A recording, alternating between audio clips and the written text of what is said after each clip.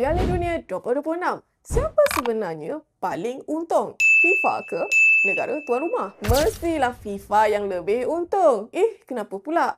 Ini antara sebabnya. Pertama, hak penyiaran. Ini merupakan bahagian terbesar pada keseluruhan pendapatan yang diraih Piala Dunia. Dijangka lebih 4 bilion US dollar akan direkodkan berdasarkan hak penyiaran perlawanan melibatkan rangkaian TV dan platform perseriman. Kedua, penajaan dan perjanjian komersial. Untuk FIFA 2026, hasil penajaan dijangka melepasi 2.8 bilion US dollar, di mana hasil ini meliputi setiap slot iklan, ruang logo pada jersey dan integrasi digital menambahkan lagi kepada jumlah pendapatan tersebut. Ketiga, jualan tiket dan hospitality. Lebih 6 juta tiket dijangka terjual, yang mana penjualan ini didorong hasil peningkatan jumlah penonton yang disasarkan sekitar 5.5 juta individu.